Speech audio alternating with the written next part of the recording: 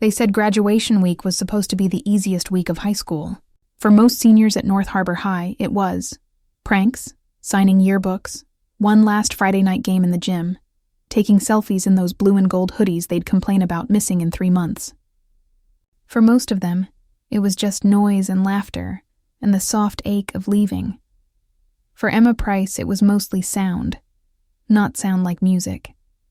Sound like lockers slamming 2 hallways over, like squeaky sneakers on the linoleum, like a cheer team practicing in the gym, and their voices carrying down the vents, like a kid scraping his chair because he was bored, sound she could not turn off, sound she'd had to learn to swim in. Emma was 17, small, with hair her mother always braided to keep it out of her eyes. She didn't like when hair brushed her cheeks. It felt like spider webs, too much, too light, and yet too sharp. She wore the same kind of clothes most days. Soft cotton long sleeves even when it was warm, jeans that didn't have tags, sneakers that had been broken in long ago. Predictable textures, predictable colors, predictable days. Autism, the word that had broken her family once, was now just woven into her hours. She did not call herself broken. She called herself learning. That was her mother's word. Actually, we're learning, Em, not late. Not wrong. Learning.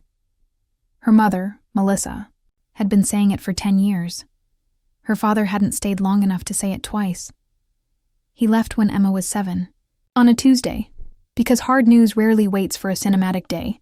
He left after the appointment when the doctor explained the diagnosis. When Melissa was asking about therapy and support groups and visual schedules, when Emma was drawing cats on the paper sheet rolled over the exam table. He didn't yell. He didn't flip anything over. He just sat very, very still and said in a voice that sounded like somebody who'd been told their future was canceled, "I can't do this." Emma didn't remember his exact words, but she remembered the absence after. She remembered one mug gone from the cabinet. She remembered her mother crying silently in the laundry room, folding Emma's shirts as if they were the last thing keeping her in the house. Now, a decade later, Melissa was a custodian at the elementary school, working 2 shifts in graduation week because they needed everything spotless for Friday's ceremony. She was also the reason Emma could stand, right now, at her locker in a crowded American high school 3 days before graduation, with the fire alarm brightness of the hallway around her, and not fall apart. She had tools. She had practiced. She counted. She breathed in 4, out 6. She looked at people's eyebrows when eye contact was too much. She learned jokes late, but she learned them. She could say, "I don't like that," and walk away, even if her legs were buzzing. But high school had still been brutal. They didn't always call it bullying. Sometimes it was just teasing. Sometimes it was, "We're just messing with you." Sometimes it was quieter. The look when she took a little too long to answer. The giggle when she didn't catch the sarcasm fast enough. The way group projects somehow didn't have room for her. Freshman year, a group of girls had mimicked the way she flapped her hands when she was overwhelmed. Sophomore year, some junior boys had played a game where they dropped pencils around her and laughed when she froze, trying to decide which one to hand back first. Junior year, in chemistry, one kid made seal noises because he'd seen a TikTok about stimming and thought it was funny. But there had been Alex Whitman, only son of the Whitmans on Harbor Point Road, where the houses were so big you saw more glass than wall. His father owned 3 boat dealerships and a marine lifestyle company, whatever that meant. His mother didn't work, but her name was on plaques downtown. They had money, the kind Emma and Melissa didn't even bother describing, because it would just make the grocery list feel smaller. Alex was tall, even as a freshman. Blonde in that East Coast lacrosse way, but softer, like he hadn't decided to be a jerk about it. He played basketball. He was in AP everything. And he had that terrible kind of kindness that made teachers love him. Terrible only because it was real. You could tell. He looked at people when they spoke. He remembered names. He dropped off extra sandwiches at the special ed room without making a thing about it. He had met Emma in 8th grade. Actually, at a district event for students with different learning styles. His mother had been part of it. His younger cousin had Down syndrome, and the family did a lot of charity work. Emma had been sitting at a table with a sensory bin, running her fingers through dry rice, listening to the sound. He had sat down beside her and done the same thing like it was perfectly normal, like more people shouldn't be doing that anyway. "You like the sound?" he'd asked. She'd nodded. "Me too." That was it. That was the start. In high school, he didn't hover over her like some savior. That would have made things worse. What he did was quieter. If someone made fun of her, he shifted the group's attention. If someone imitated her stimming, he looked at them with such disappointed rich boy eyes that they shut up. When those junior boys did the pencil thing, he had bent down, picked up the pencils himself, and said, "We doing community service today? Because you guys can start in the cafeteria after school." He had social gravity. He used it, and Emma never quite knew how to say thank you. Her brain organized language differently. Gratitude felt big and messy, a color she couldn't name.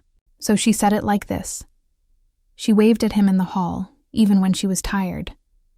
She asked him once about his boat club thing, even though she didn't care about boats. She remembered his birthday through 3 years.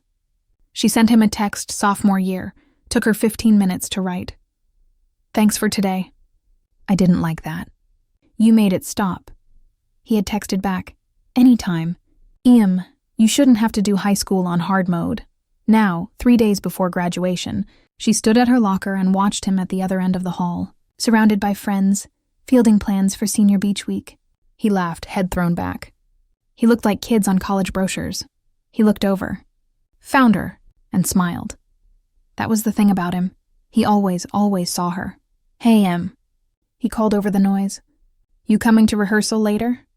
She shook her head. Rehearsal meant sitting in the hot gym with 200 kids in folding chairs, loud microphones, echoing speakers, heels clacking. She'd do it for the real thing for her mother. Not twice. Alex jogged over, weaving through people like he was untouchable. "Maybe he was. You sure?" Ms. Ryder said. "I'll watch video," Emma said. Her speech was clear now.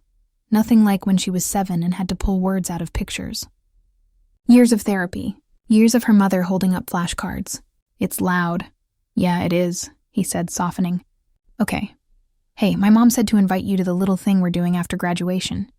Just us and a few people. She told me not to forget." Emma blinked. "At your house?" "Yeah, the big house." He grinned. "That's what people call it?" "Yes," he laughed. "Yeah, the big house. You should come. Your mom, too." This was where, for most kids, it would be simple. Say yes, pick an outfit, show up and swim in the indoor pool and eat little sandwiches. For Emma, it was a whole calculation.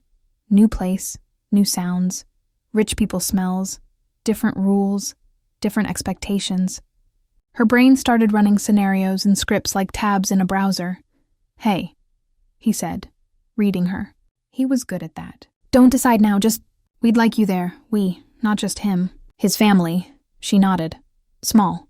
"Good," he said. "Oh." He reached into his backpack. "This is for you." I was going to wait, but he handed her a small notebook. Hardcover sea green. On the front, in gold letters, "Stories worth keeping." She ran her fingers over the texture, slow. "What is it?" "A journal. I know you like writing little things. You told me you write them on your phone. I figured this is nicer." He shrugged, slightly embarrassed. "If you hate it, say you hate it." "I don't hate it," she said. "I like it. Good. See you." He squeezed her shoulder, quick, and was gone back into his group, back into the loud, bright stream. Emma watched him go. Then she opened the journal to the first page. She didn't write much. "Just June, almost done. I am still here." And that, really, was the first lesson anyone could have pulled from Emma's life. Staying is not the same as winning, but sometimes it is the bravest thing, because she was still here. In this loud, sharp, flickering place that had told her 100 different ways that she was too much and not enough and too slow and too intense and too weird, she was still here. And in 3 days she was going to walk across a stage in front of the whole town, and her mother would cry, and the principal would say her name correctly because Melissa had drilled it into him, and Emma would look out into the lights and think, I did high school on hard mode, and I finished. She did not know that somebody else from her past was going to see her name in the local announcement online and make a decision. She did not know that the man who left when she was 7 and could not bear the weight of her difference had been carrying his own. Heavier for a decade, but that is for later. Right now, there was a girl at a locker holding a green journal, finishing a chapter nobody thought she could finish. And in the parking lot, the summer air of an American coastal town waited for her, smelling like asphalt and salt and the possibility of ordinary joy.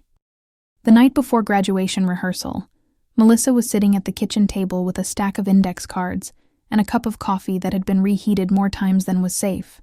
Their apartment was small, 2 bedrooms, 2nd floor, with a view of the convenience store. It was not Harbor Point Road, but it was clean, warm, and full of Emma's drawings and schedules. The walls told the story of the last 10 years. Visual schedules for morning, for school days, for weekends. Lists of what to do when overwhelmed. Little victories written on sticky notes. March 2019.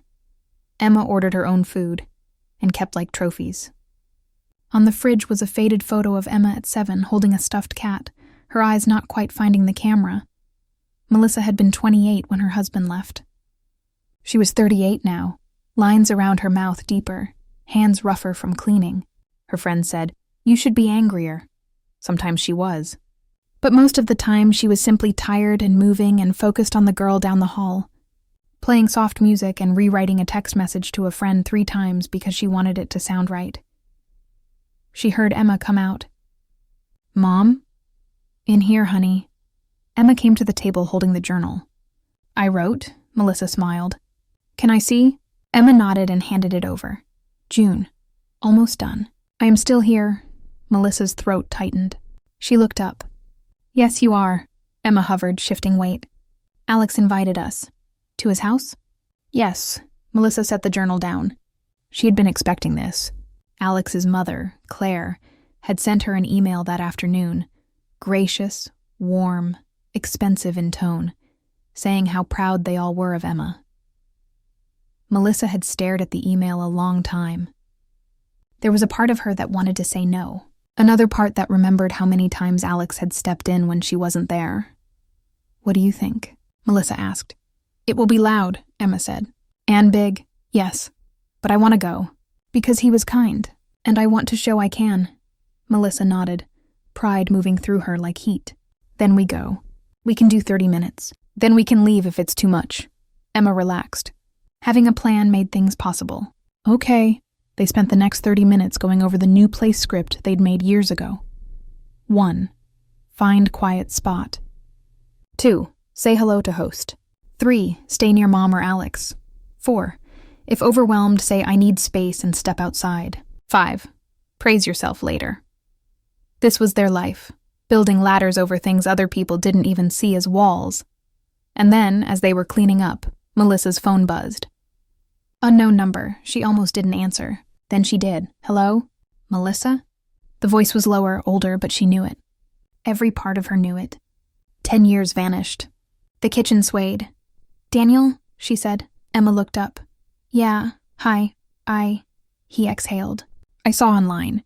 The paper. Emma's graduating. Yes, that's incredible." "It is." A pause. The unspoken years sat between them like furniture. "Listen," he said. "I'm in town this week. I wondered if I could see her." Melissa closed her eyes. This too would become part of the story. The father who left because he couldn't handle autism, and the girl who finished high school anyway. But before we get to his part, we have to watch Emma walk across that stage. Because some stories, especially the real-life ones, do not move in straight lines. They move like people learning. Forward, sideways, back, forward again. And the lesson sitting quietly under all of this, the one Melissa had been planting since Emma was 7, was simple. People leaving is not proof you are unlovable. It is proof that some people have smaller rooms inside them than others. Emma's room, no matter how overwhelmed she got in hallways, was growing. Graduation day arrived hot and a little sticky, the kind of June day coastal New Jersey gets when the wind doesn't move. The school had set up rows of white folding chairs on the football field, because the gym couldn't hold the pride of North Harbor's class of 2025, as the principal said. Pride, it turned out, was 207 students, 600 parents, 30 bored siblings, and 24 teachers trying not to cry. For most families, it was a picnic-feeling morning. photos under balloons, dads fumbling with phone cameras, moms straightening the blue and gold sashes. For Melissa, it was logistics. They had gone over the plan 3 times the night before. Headphones for transitions, sit at the end of the row so she could step away, focus on the stage, not the crowd, breathe in 4 out 6, find mom's face. They had even driven to the school early so Emma could see the setup before it was full of people. That helped.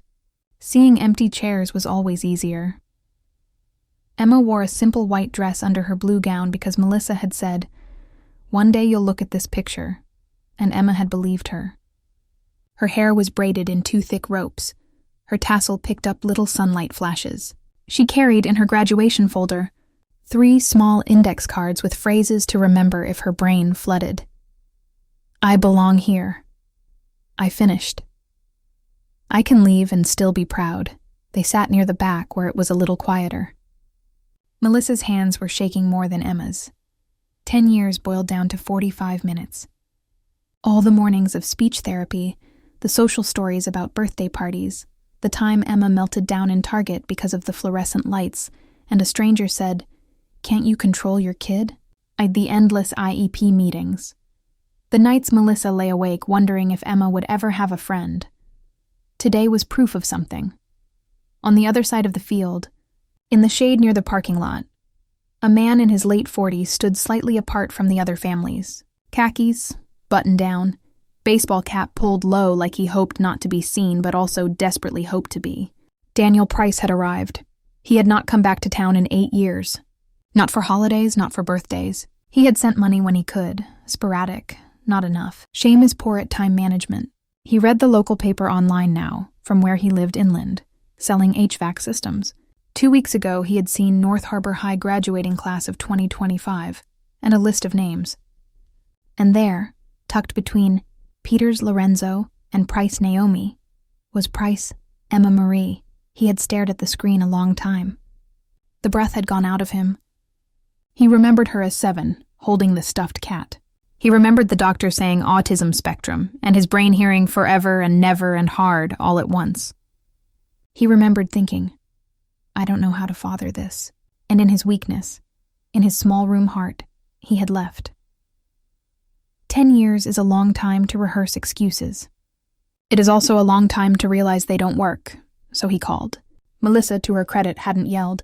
She should have. She said, she's graduating. He said, I'd like to be there.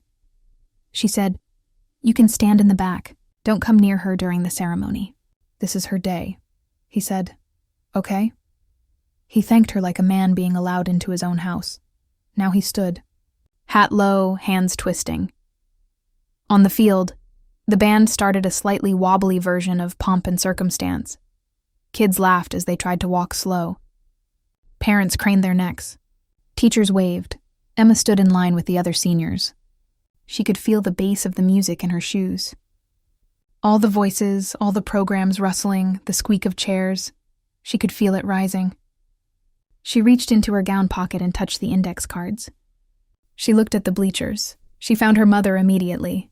Front row of the general seating, hair pulled back, eyes shining, phone in hand.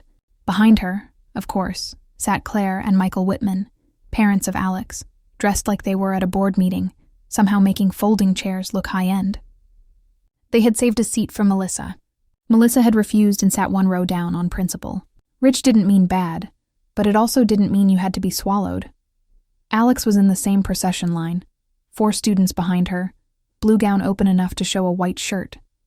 He caught her eye, gave her a thumbs up. His presence was like turning down the volume on a bad song.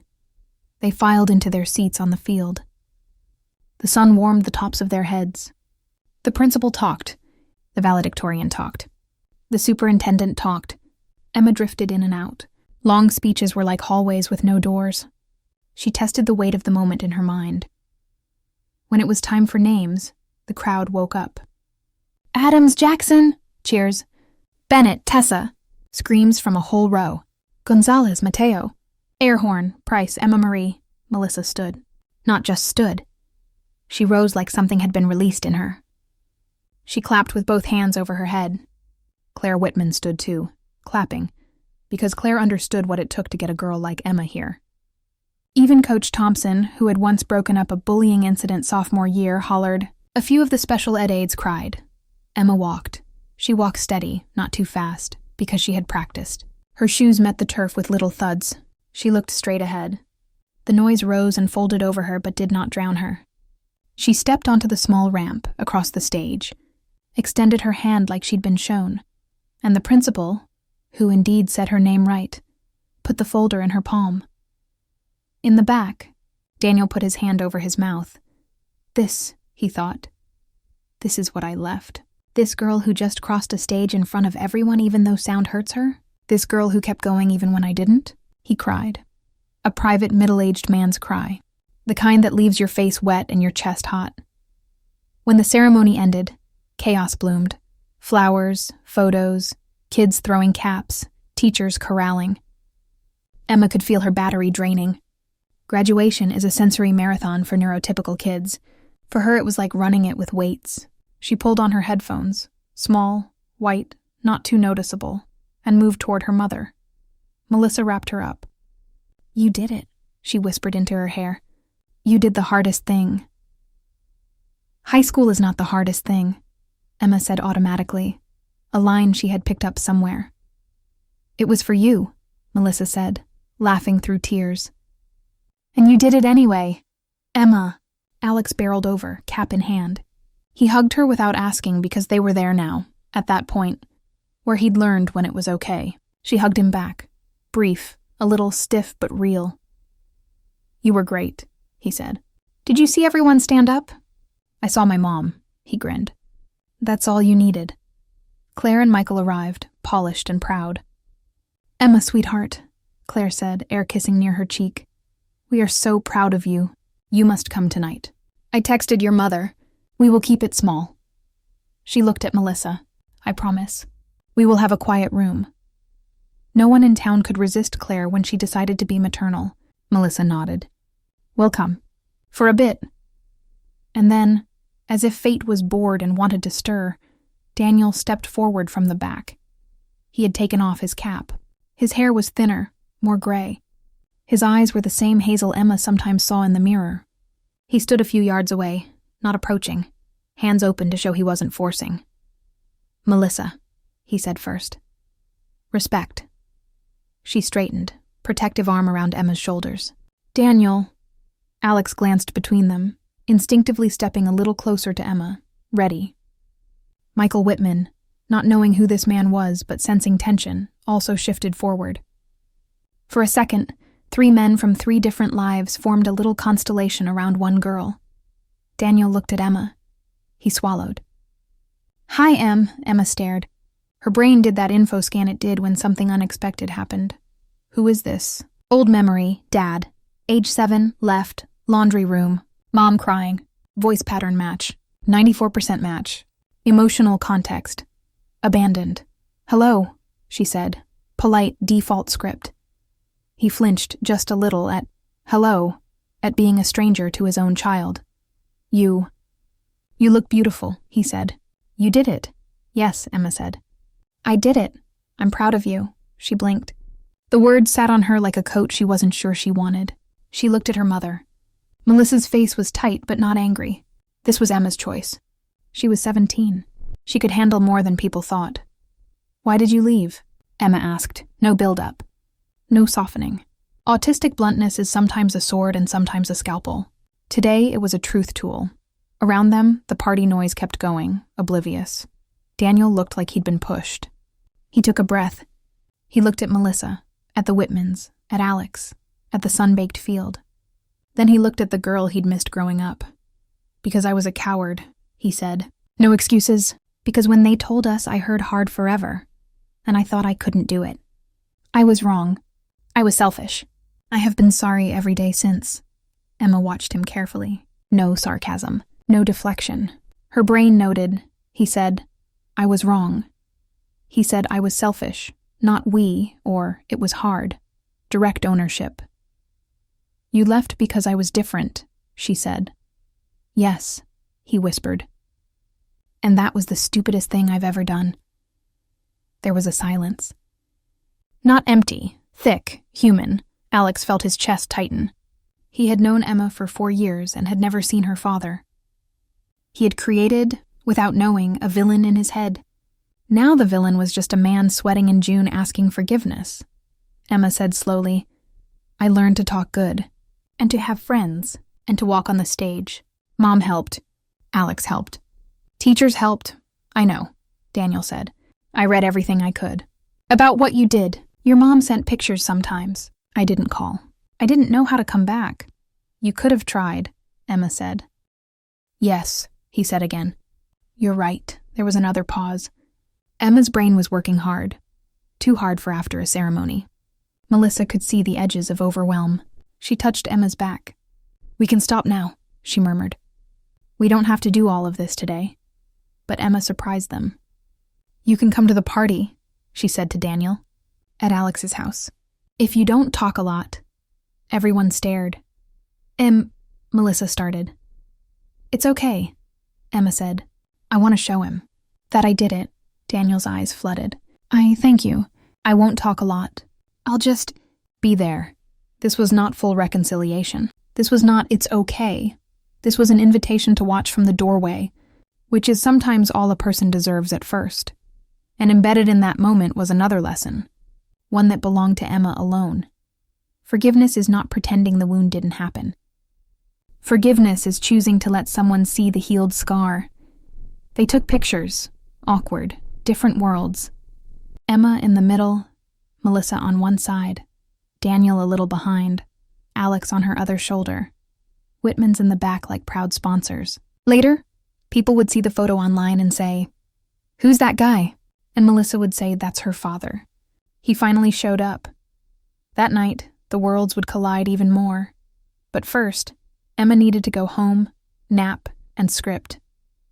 If you've never been to a rich family's seaside house as a working-class guest, it's hard to explain the disorientation. It's not just the size, it's the absence of worry in the furniture. Cushions are white, which means no one is afraid of stains. There are rooms that have no purpose except to be pretty, which means no one is counting square footage by function. There's art. There's a smell like citrus and money. The Whitman house on Harbor Point Road sat on a rise overlooking the bay, all glass and cedar and long windows. The driveway curved around a fountain because of course it did. Inside, the ceilings were high enough to make voices echo. Outside, a deck ran the length of the house, leading to a path down to the water. Staff, discreet black shirts, carried trays of food. Claire had said small. Claire's small was 20 people, mostly Alex's close friends and a few parents. Music played from the Sonos, not too loud because she had promised Melissa. There was a den off to the right with couches and a door that could be closed. The quiet room. When Emma and Melissa arrived, Emma in her white dress and now just sandals, Melissa in her one nice navy blouse, heads turned. Not cruelly, curiously. Some of the kids knew Emma. Some had seen her around school in Alex's orbit. Some knew her only as that girl. Now she was at the big house, which meant she was somebody. Alex moved through the crowd like a host, not arrogant, just practiced. He met them at the door. "Hey," he said, eyes warm. "Come on. I saved you a spot. Is it loud?" Emma asked. "Not in here," he said, gesturing to the den. "We can sit there. My mom said she wants to say hi first." Claire swept over, kissed the air again, complimented Emma's dress, hugged Melissa like they were co-parents. "I am so glad you came," she said genuinely. "We are celebrating you today as much as anyone." "Thank you," Melissa said, uncomfortable but touched. Then 10 minutes later, Daniel arrived. He came in quietly, without fanfare, wearing the same clothes and carrying a small gift bag that suddenly looked very out of place. He paused at the threshold, like he'd stepped into a movie. Claire's eyebrow lifted slightly. She was used to knowing everyone. Melissa crossed to him. "This is my ex-husband," she said in a low voice. Emma invited him. "Ah." Claire's smile didn't falter. "Then he is welcome." Rich people can pivot fast. Emma was sitting on the couch in the den, journal in hand, writing down graduation. "Hot sun," Mom cried. Dad came. She looked up as Daniel approached. He held out the gift bag, awkward. "I didn't know what to get," he said. "I know you don't like perfumes and stuff, so I got this." Inside was a set of noise-reducing headphones, nicer than the ones she had. Sleek, black with a carrying case. Emma's eyes widened. "These are good. I asked a lady at the store," he said, relief flooding him. "She said these are good for people who need quiet." "I need quiet," Emma said, factual. "I know," he said, smiling, sad. "I'm sorry I didn't learn that sooner." He sat on the edge of the armchair, back straight, like a guest in his own daughter's day. He watched as Alex came in, draped an arm casually over the back of the couch near Emma without touching her, and started telling a story about a kid falling in the pond during senior prank. Emma laughed. A real bright laugh, head back. Daniel watched the way Alex looked at her, protective, but not pitying, and something in him loosened. He had been afraid Emma would grow up only ever encountering cruelty. He had not imagined a boy like this, with money and options, choosing to stand between her and the world's meanness. At one point, Daniel caught Alex alone in the kitchen grabbing a soda. "Hey," Daniel said. "You're Alex, right?" "Yeah." Alex glanced over, friendly but cautious. "You're Emma's dad?" "Yeah." He looked him in the eye. "I've heard a lot about you. Thank you for looking out for her. I should have been there to do some of that." Alex shifted, embarrassed. "She doesn't need looking out for," he said automatically, because he'd learned to not make Emma sound weak. Daniel nodded. "No, she doesn't, but high school." He smiled sadly. "High school can be unkind." "Yeah," Alex said. "It can." "You did good," Daniel said. "I'm grateful," Alex swallowed. Compliments from men like this, regretful, middle-aged, sincere, hit different. It was no big deal. It was to her, Daniel said, and to her mom. They stood there for a moment in the soft kitchen light, two men from different chapters of the same girl's life, bound by kindness and failure. Later, kids drifted in and out of the den to say congratulations. Some said, "I didn't know you were so good at writing, Emma," because she had posted a poem on the senior forum and it had gotten likes. One girl, who had once imitated her stimming freshman year, came in and said, eyes down, "Hey, I was kind of awful to you in 9th grade. I'm sorry." Emma looked at her. She remembered. She remembered the way the girl had slapped her hands together and said, "Look, I'm Emma, I flap." And the boys had laughed. The memory still had edges. "It hurt," Emma said. "I know," the girl said, flushing. "I was just being stupid." "Okay," Emma said. She looked down at her journal. "I'm different." "But different is not wrong." "No," the girl said. "It's not," Emma considered. Then she said, because she was learning, "Thank you for saying sorry." The girl's shoulders dropped in relief. "You're really cool, actually," she said, almost sheepish. "No," Emma said, deadpan. "I'm really autistic," the girl laughed, startled. "Yeah, that too." This here was another lesson, one that lots of Americans forget and autistic kids learn early. Sometimes the people who hurt you grow up. You get to decide what to do with their growth. You don't owe them friendship.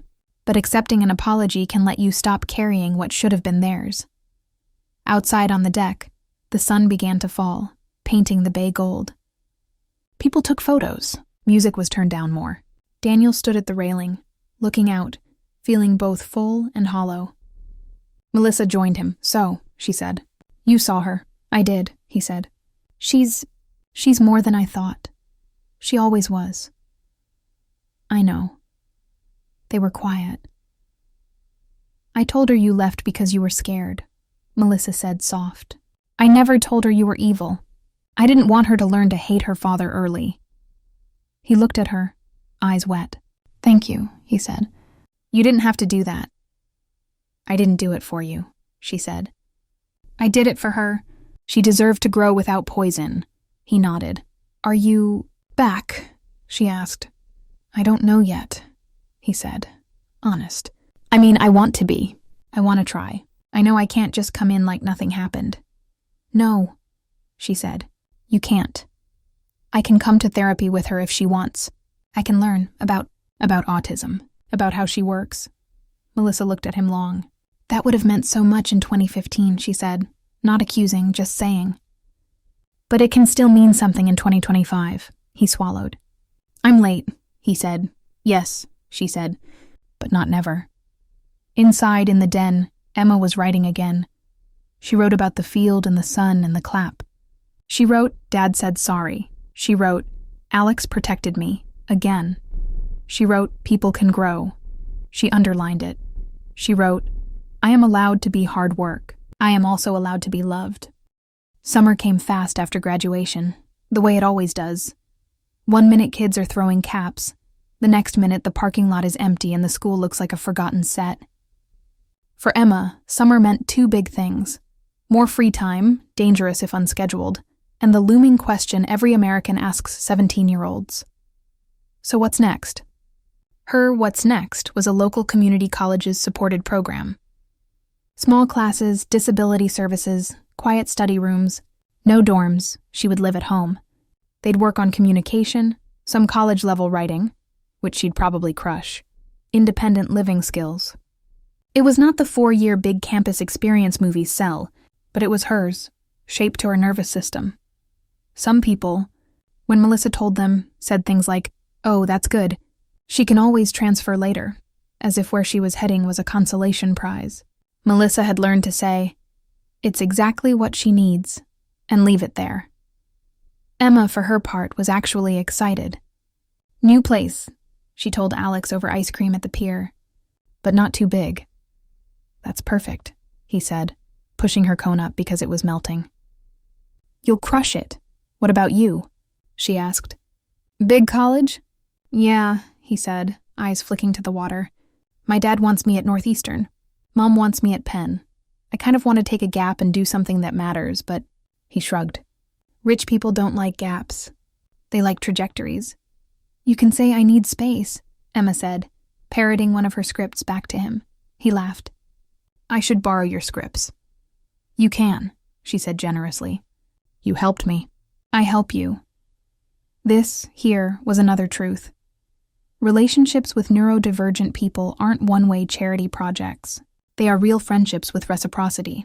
He had given her social cover. She handed him a way to say no. They kept meeting that summer, as friends do before life scatters them.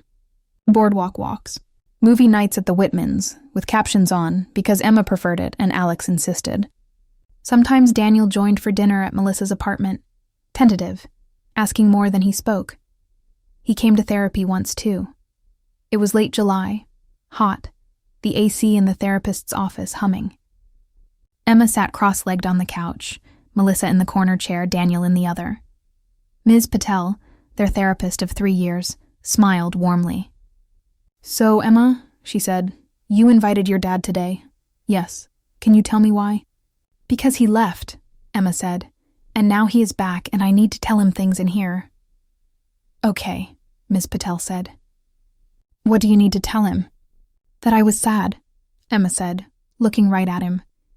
When you left, I was confused. I thought it was because I was loud or flappy or didn't answer fast. I thought you left because I was too hard, so I tried to be easier. Daniel's face crumpled. Oh, sweetheart, he said, voice thick. It wasn't because you were hard. It was because I was weak. You were a child. You were doing great. I didn't know how to parent outside the lines. I thought kids were supposed to be one way. That was wrong. I hurt you. Yes, Emma said. But I am okay now. Because Mom helped. And Alex helped. And Ms. Ryder. And Ms. Patel. I want you, but I don't need you. That line should be taught in schools.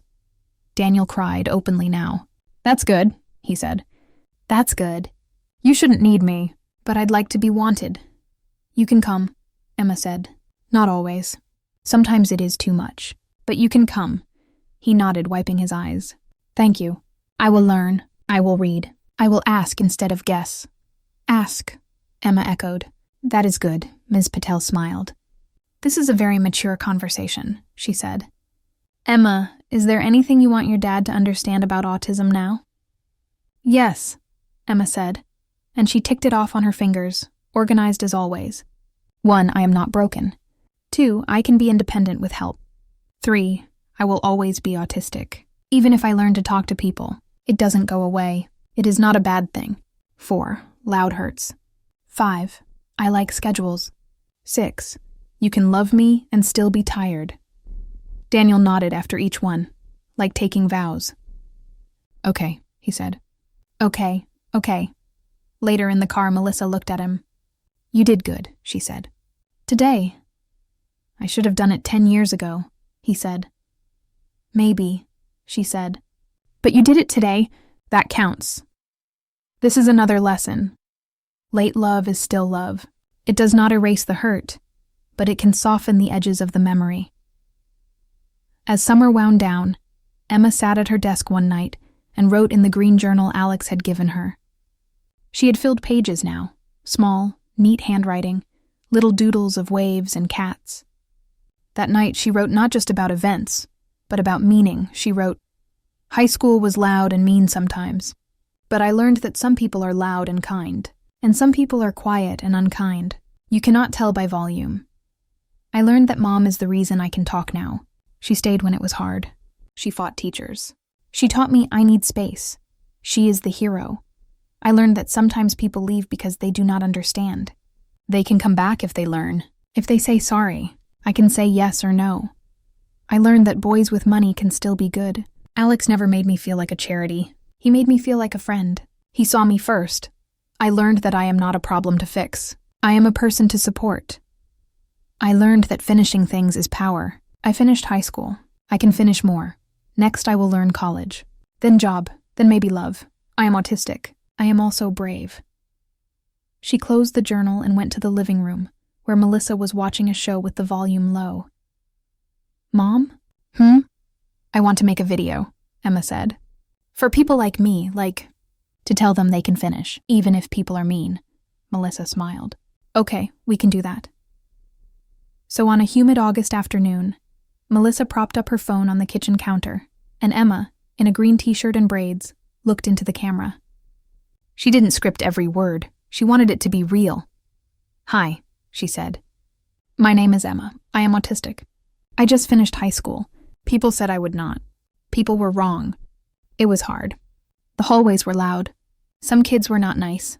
But I had a mom who stayed, and I had a friend named Alex who helped, and I had teachers, and I had me. I want to tell you, if you are like me, you can finish too. Even if your dad left, even if people say you are weird, you are not wrong. You are just wired different. That's okay. Goodbye. She posted it. Not to go viral, just to say it. It did pretty well, actually. Local kids shared it. A mom of another autistic girl messaged Melissa and said, I showed this to my daughter and she smiled. The school counselor emailed and asked if they could show it to next year's freshmen. Alex texted, This is so good. You're gonna help people. Emma texted back, I helped you too. He sent a laughing emoji. Then, yeah, you did.